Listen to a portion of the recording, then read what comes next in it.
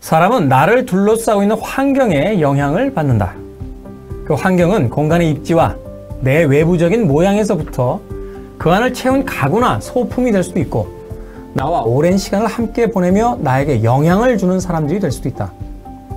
어떤 유형의 천성과 기질을 가지고 있는 나라는 사람이 어떤 특정 공간에서 어떤 사람과 어떻게 지내느냐는 잘 변하지 않는 나라는 사람의 의식을 근본적으로 바꿀 수 있는 영향력을 행사한다. 그리고 그 의식, 잠재력과 기운이 변하면 인생이 바뀐다.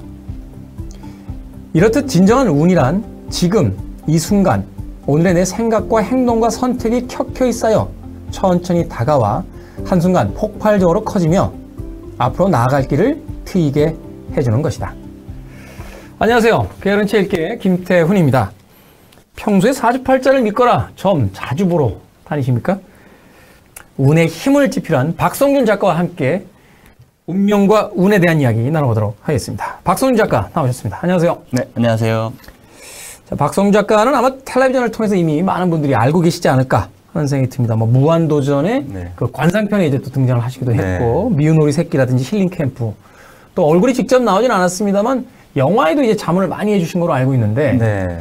재미있는 것은 건축 설계사예요. 네, 건축을 하고 있습니다. 건축 설계사라는 것은 말하자면 이제 가장 과학적이고 어떤 네. 체계적인 어떤 사고방식으로서 이제 하는 일들이고, 네. 제가 이제 운이나 사주 이런 것들을 잘 몰라서 그러는데, 네. 흔히 이 분야는 약간은 좀 미신적인 어떤 측면으로서 여겨지는 부분이기도 하거든요. 네. 이게 공존하는 한 사람의 직업으로서 가능한 일인지 여기에 대한 설명부터 좀 해주시죠. 네, 주변에서는 저에게 참 포지셔닝을 잘했다 이렇게 얘기하는 분도 계시지만 저는 사실 포지셔닝을 하려고 했던 게 아니라 건축은 원래 이제 제가 관심을 갖는 분야이기 때문에 공부를 했던 거고, 명리학을 통해서 사람을 이해하고 하는 방법의 툴로서 굉장히 좀 괜찮다고 생각하기 때문에 이제 풍수하고 만나게 됐는데요. 사실 공간이라는 것은 인테리어 디자인이라는 것은 공간에 생기를 불어넣는 작업이지만 결국은 사람이 그 안에 있기 때문에 사람을 이해해야 되는 어떤 툴이 필요한 것 같아요. 그걸로 이제 명리학은 굉장히 좀 괜찮은 것 같습니다. 네. 여러분은 지금 김태훈의 게으른 책 읽기를 함께하고 계십니다. 저는 운의 힘의 작가 박성준입니다.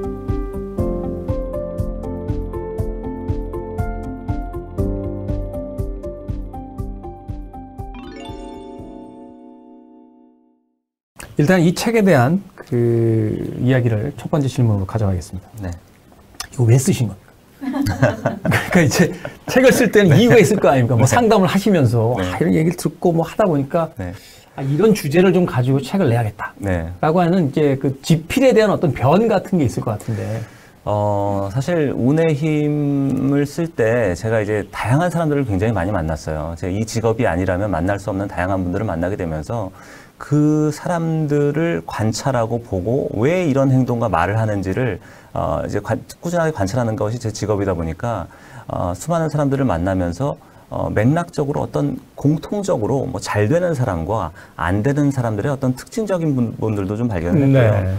그렇기 때문에 자신의 기질 이런 것들을 떠나서 이렇게 살면 자신의 운을 조금 극복하고 바꿀 수 있는 방법이 있지 않을까라는 고민에서부터 시작했다고 볼 수 있을 것 같아요.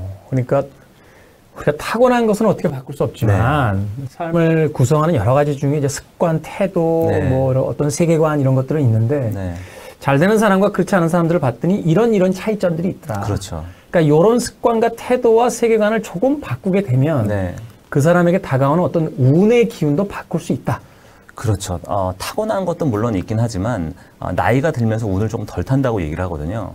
왜 그렇습니까? 그건 왜냐하면 어렸을 때는 자신의 타고난 기질과 성격대로만 살게 되는데 나이가 들면 아무래도 경험치도 쌓이고 지식과 지혜도 쌓이면서 통찰도 생기고. 그래서 이제 자신의 기질은 그게 아니지만 여기선 참아야지. 그래서 그렇죠. 다른 길로 가야지. 이렇게 그렇죠. 또 경험적인 게 쌓이니까. 그렇죠. 제가 여기 책에서는 이제 천지인이라고도 얘기를 했지만 천에 대한 문제인데요. 타이밍을 좀 알 수 있다는 거죠. 조금 더 나가야 될 때, 멈춰야 될 때. 그러니까 인생의 순행할 때와 역행할 때를 좀 알 수 있다는 건데 가만히 있을 때도 어릴 때는 너무 조바심이 나고 조급한 마음이 들었다면 나이가 들면 좀 성숙해지면서 좀 멈출 때도 아는 성숙함으로 운을 조금 극복할 수 있는 것 같습니다. 그렇습니까? 네.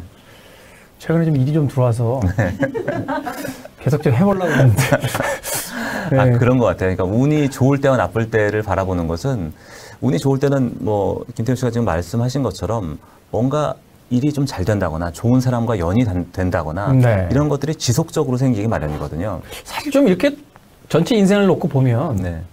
몰려왔다 약간 몰려가잖아요. 그렇죠. 이게 뭐 1년에 2개씩 또박또박 이렇게 들어오는 게 아니라. 네. 예, 예. 잘 될 때는 굉장히 잘 되고 안 될 때도 어떤 징조가 있는 것 같아요. 제가 한 2년 힘들었거든요.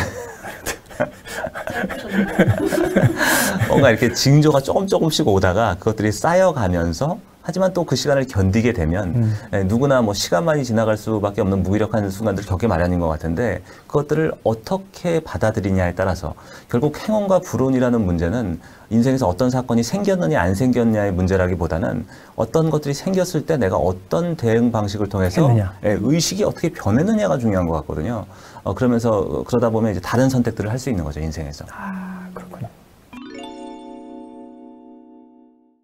이 책에서 이야기하고 있는 이제 키 포인트, 이제 소재이자 주제죠. 그 네. 단어에 대한 설명부터 좀 들어보도록 하겠습니다. 네. 운명이라는 건 뭐고, 운이라는 건 뭡니까? 운이라는 것은 자신의 태생적인 기질과 성향으로 선택해서 켜켜이 쌓여서 누적되는 것. 이것이 이제 첫 번째인 것 같고요. 두 번째는 운의 환경이어서 타이밍, 내가 나가야 될 때와 멈춰야 될 때를 아는 것이라고 얘기해 볼 수 있을 것 같은데요. 아, 그러니까 우리는 그냥 무조건, 운이 좋아, 운이 안 좋아. 이렇게 해서 뭔가 나를 직접 결정하는 것이 운이다. 이렇게 생각하는데 그게 네. 아니라 운은 조건일 뿐이다. 그러니까 어떤 상황인데 네. 거기서 중요한 것은 내가 이 운을 알아야 나갈까, 멈출까, 아니면 뒤로 물러서 있을까를 그렇죠. 결정하는 것이다. 네. 그러니까 주체와 객체가 바뀐 개념이네요. 그렇죠. 운이라는 것은 결국은 미래에 어떤 단정적인 상황이나 현상을 얘기한다기보다는 앞으로 조금 변화하거나 바뀔 수 있는 부분도 분명히 좀 있는 것 같습니다. 그래서 자신의 운이나 환경을 좀 이해해야 되는 이유가 생기는 건데요. 운이 좋다는 것은 결국은 딱 중화된 상태예요. 그러니까 배의 상태로 얘기한다면 적정한 포만감이 있는 상태가 운이 좋은 상태입니다. 너무 배가 부르거나 너무 배가 고픈 상태가 아니라. 그렇죠. 그러니까 만약에 어떤 사람이 태어나기를 태생적으로 배가 부른 상태로 태어났다면 오행적으로 운에서 산보가 들어온다면 운이 좋은 적정한 포만감으로 가게 되는 좋은 운이 되는 거고요. 네. 배부르게 태어났는데 빵이나 밥이 들어와서 먹어야 되는 상황이라면 얹히는 상황이니까 운이 나쁜 상황이 되는 거거든요. 그래도 더 많이 가지려고 하잖아요. 배가 불러도 일단 내일 먹어야 되니까 다 쟁여놓고 이렇게 이걸 부자라고 우리는 흔히 생각을 하는데. 이제 과잉과 잉여가 되는 문제인 건데요. 만약에 오행적으로 얘기하면 여름에 태어난 목마른 나무가 물이 부족하다면 운에서 만약에 올해 같은 경우는 경자년인데 경자년에 이제 자수라는 물이 들어올 때 조금 좋다 이렇게도 얘기해 볼 수 있는 거거든요. 네. 그러니까 자신의 부족한 기운이 채워질 때 또는 과한 기운은 억누르거나 설기시켜서 중화시킬 때가 운이 좋은 환경이라고 얘기해 볼 수 있습니다. 이 부분은 조금 전문적이긴 하지만 아까도 말씀드렸지만 내가 멈춰야 될 때와 나아가야 될 때를 아는 것은 내 상황적으로 돌아가는 것을 보면 충분히 좀 인지할 수 있기 때문에 전문가를 찾아가지 않는다고 하더라도 그렇게도 이해해 볼 수 있을 것 같아요. 그렇군요. 운에 대해서 좀 다른 생각을 하게 되나요? 우리는 운이 우리를 결정짓는다라고 하는 운명론적 어떤 결정관을 가지고 있었는데 네. 그게 아니라 운이라는 것은 바로 내가 가야 될 저 앞에의 어떤 상황이다. 그렇죠. 그러니까 여기서 내가 좀 기운이 바뀔 때까지 머무를지 아니면 운이 좋은 상황, 길이 뻥 뚫려 있는 것 같으니까 내가 치고 나가야 될지 아니면 아주 혼탁한 상황이니까 한 발좀 뒤로 물러서서 상황을 좀 더 봐야 될지를 생각하는 것. 그것이 바로 내 앞에서 펼쳐지고 있는 운이다. 그렇죠. 그게 저 현재를 좀 가늠해 볼 수 있는 기준 같은 거라고 생각이 듭니다. 그렇군요. 왜냐하면 기준은 굉장히 중요한 게 우리가 초등학교 때도 체육 시간에 기준해서 질서가 잡히잖아요. 자신만의 기준이 있어야 인생에서의 어떤 질서와 위계가 생기는 것 같고 질서와 위계를 통해서 반드시 우리는 돈만 번다고 생각하지만 인격이나 품성이나 성숙함도 벌어가는 그런 모습이 될 수 있을 것 같아요. 맥락이 공간을 살아나게 한다. 그래서 그 공간 속에 머무는 사람에게 운을 가져다 준다라는 이야기를 했습니다. 여기서 맥락이라는 게 뭐죠? 그러니까 뭐 책 안에서 여러 가지 어떤 예를 들어 주셨어요. 네. 말하자면 물건이 생뚱맞은 곳에 있다거나 네. 어떤 사람의 동선에 방해되는 무엇이 중앙에 있다거나 이것은 사실 이제 흐름을 막고 맥락이 없기 때문에 그 공간 자체에 대한 어떤 생기를 이제 떨어뜨린다 이런 이야기를 해주셨는데. 네. 예를 들면 현관부터 들어오는 그 복도나 이런 쪽으로 했을 때 콱 막힌 가구가 중간에 가로막혀 있다거나 물건이 이쪽에 있어야 될 이유가 굳이 없는데 있다거나 이런 것들은 결국은 내 삶을 복잡하게 만드는 거거든요. 예를 들면 어떤 게 있을까요? 수납장 같은 경우를 봐도 우리는 물건들을 굉장히 많이 사지만 물건이 어디에 뭐가 있는지 잘 모르기 때문에 찾는 시간들도 굉장히 많이 걸리는데 그렇죠. 제 생각은 물건을 어느 위치에 뭐가 있는지 정확히 알 정도의 물건만 소유하면서 소비하고 산다면 삶이 훨씬 더 가벼워지는 것 같아요. 그리고 자신의 동선, 이를테면 뭐 샤워를 하고 나왔을 때 수건을 찾고 스킨을 바르고 이런 어떤 동선에 맞춰서 하게 된다면 쓸데없는 군더더기가 없고 시간이 낭비하지 않은 상태에서 좀 효율성 있게 흘러가는 것들이 생기니까 굉장히 자연스럽게 되는 거죠. 네. 만약에 샤워를 하고 나왔는데 스킨을 바르기 위해서 발코니를 가서 스킨을 바르는 행위는 너무 이상한 거잖아요. 그렇게 이상하거나 난데없는 어떤 돌발 상황이 생기는 것이 아니라 자연스럽게 흘러가서 편안한 상태, 그게 결국은 또 운이 좋은 상태이기 때문에 공간에서도 그 맥락은 굉장히 좀 중요할 것 같고 그 맥락이라는 것은 결국 질서와 체계가 만든다고도 볼 수 있을 것 같습니다. 말하자면 무슨 그 어떤 물건을 놓을 때 네. 밥솥을 그 안방에다 놓을 수는 없는 거잖아요. 그렇죠. 이게 이제 전기밥솥은 부엌에 위치해 있어야 되고 식기류는 바로 그 찬장, 네. 싱크대 안에 들어가 있어야 되듯이 네.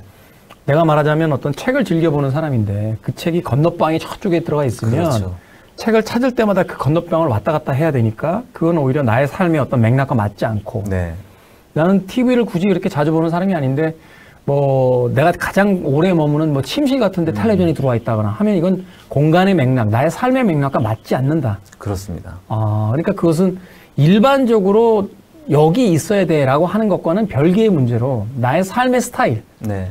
따라서 물건은 재구조 조정돼야 된다. 이렇게 보는 거네요. 기본적으로 뭐 주방, 뭐 침실, 뭐 서재 어떤 기본적으로 짜여진 틀 안에서 우리는 그렇게 하고 있지만 그 안에서 무질서가 많은 것 같습니다. 그래서 그 안에서 조금 질서를 잡는 행위들 그런 것들을 하게 된다면 조금 더 내 삶이 안정이 되고 편안하게 된다고 생각이 들거든요. 그 공간 정리하시는 분이 이 시간에 나와서 그 이야기를 아주 흥미롭게 해주신 적이 있는데 네.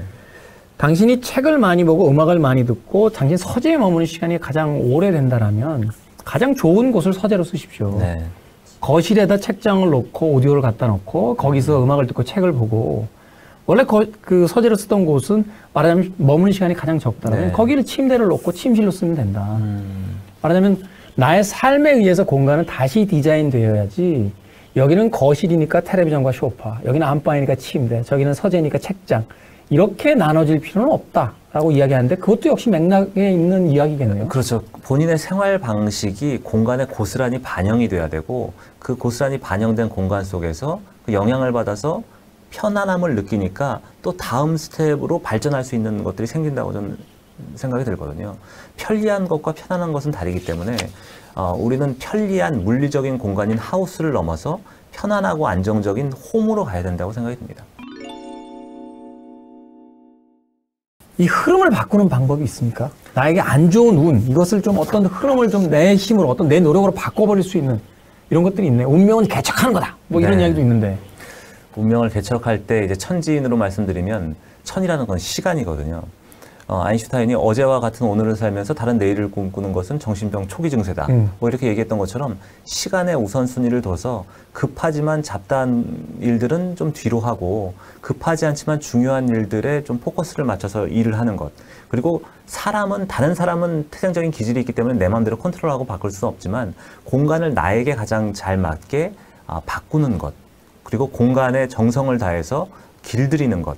그리고 내 천성과 기질을 이해해서 내가 정말 원하는 것은 무엇인지에 대한 고민을 해보는 것. 이것에서부터 저는 시작한다고 생각이 듭니다. 운이 안 좋다라고 해서 어제까지 머물던 그 똑같은 공간에서 머리 싸매고 누워 있어봐야 운은 바뀌지 않는다. 말하자면 운이 지금 안 좋은 상태고 힘든 상태라면 하다못해 내가 머무는 내 방의 어떤 정리정돈부터라도 시작을 해서 내 그렇죠. 삶의 작은 부분이라도 계속 변화를 시켜 나가야 된다. 네, 그렇습니다. 사실 근데 변화에는 용기가 필요한데 용기라는 것은 두려워하지 않는 것이 아니라 두렵지만 해보려는 의지를 가지고 바꿔가는 거잖아요. 그러니까 작은 거라도 내가 봤을 때 작은 10분 또는 20분 또는 물건의 작은 변화라고 하더라도 시작해보는 게 좀 중요하다고 생각이 듭니다. 물론 그 안에는 이제 자신만의 기질을 알고 그 기준에 의해서 움직이는 것이 제일 중요하다고 볼 수 있을 것 같고. 제가 앞서 2, 3년 전에부터 일 안 했다고 얘기했는데 네. 그때 할 일이 없어서 커피만 볶았어요. 커피요. 네. 그런 것도 뭐 도움이 되는 겁니까? 뭐 다른 일을 이렇게 시작을 해보는 거? 새로운 일을 시작한다는 것은 그 공간과 또 가는 동선 사이에서 새로운 자극을 받을 수 있는 요소가 되는 거니까 그것도 굉장히 좀 중요하다고 볼 수 있을 것 같아요. 만약에 출퇴근길을 5년이나 10년 같은 길을 가다 보면 이 시간대에 1차선, 2차선, 3차선 어떤 차선으로 가야지 가장 빠르게 갈 수 있는지 흐름들이 다 보이는 알죠. 것처럼 네. 그런 변화 속에서 익숙해져만 가지만 내 삶의 공간이나 새로운 것을 시도해 본다는 것은 새로운 시각과 관점으로 내 인생을 객관화해서 볼 수 있다는 생각이 들기 때문에 그렇게 변화해 보려는 것은 전 굉장히 중요하다고 생각이 들고 근데 보통은 이제 김태훈 씨처럼 하지 않는 것 같아요. 그럼 어떻게 합니까? 만약에 내가 어떤 일을 해왔다. 자신의 가장 좋았을 때, 최고로 뭔가 일이 잘 풀렸을 때의 기준으로 그것들을 그 기준으로 만회하기 위해서 자신의 모든 것을 베팅을 한다거나 뭐 때려놓고 크게 승부수를 걸어보려고 하죠. 말하자면 안 되는 일을 붙잡고 늘어지는 것. 우리는 뭐 하자면 뭐 안 되면 되게 하라, 뭐 죽을 만큼 노력해 봤느냐, 막 이런 어떤 아주 강력하게 삶을 그 드라이빙하는, 그냥 밀어붙이는 것에 대한 어떤 슬로건은 굉장히 많이 어릴 때부터 듣고 교육받아 왔는데 삶의 운이 막혔을 땐 그런 것이 아니라 조금 방향을 바꿔보는 것, 네. 혹은 외부적인 어떤 상황을 바꿀 수 없으니 쉽게 얘기해서 여성들이 왜 신경질 날 때 머리를 자르듯이 네. 자신의 외모라도 바꿔보고 자신의 책상이라도 바꿔보고 무엇인가를 조금씩 바꿔보는 것, 그런 것을 통해서 어떤 운의 흐름도 조금씩 돌려볼 수 있다. 그렇죠. 라고. 긍정해야 되는 것 같아요. 결국 이제 긍정한다는 것은 밝고 좋은 면만을 본다라기보다는 현재 상태를 인정하고 받아들이고 수용을 해야 되는데 그게 너무 힘든 거예요.